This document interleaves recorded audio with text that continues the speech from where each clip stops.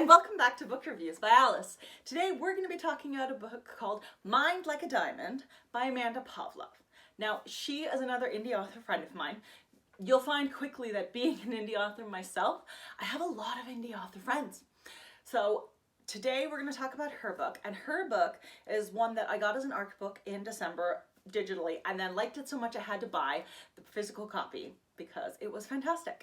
Now, this book takes place in New Orleans, and the main character is named Lisette.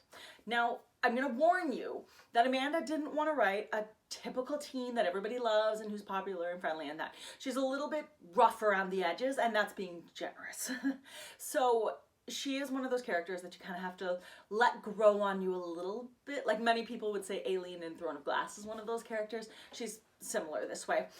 What happens in this book is we find Lisette living with her mother in a kind of a rundown-y type apartment in New Orleans. So if you like New Orleans type culture and voodoo and that kind of thing, this book is definitely for you.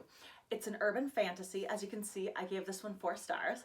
And I'll be honest, it was a little slow at the beginning for me. A lot of stuff seemed to happen that I didn't think had to be there. But oh, when the stuff starts going, all right, let me just tell you, you gotta hang on for the ride. Now, this book was a little different in that it deals a little bit with voodoo, a little bit with magic, that type of stuff, as you would expect when you're reading a fantasy set in New Orleans.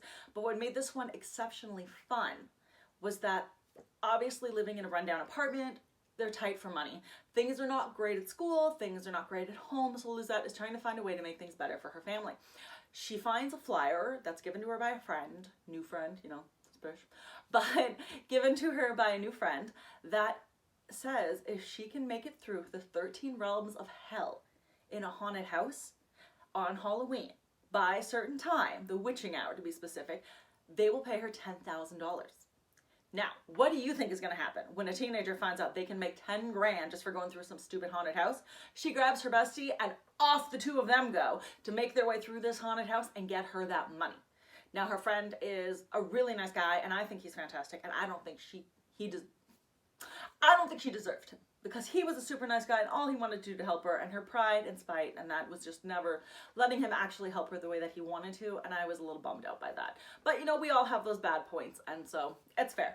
But those 13 realms of hell, oh my goodness, Amanda did such a phenomenal job describing the realms and all the different obstacles and things that she has to run through in that house itself.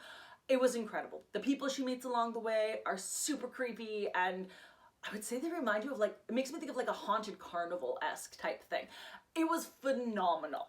So I'm not going to give any spoilers about what she runs into in that haunted house, but oh my goodness, if you like creepy and eerie type things, this book is for you.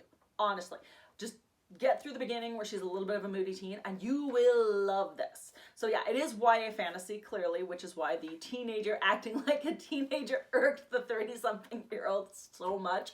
But honestly, it was a blast. So if you like urban fantasy books that have a little bit of a dark twist to them, absolutely check out Mind Like a Diamond by Amanda Pavlov.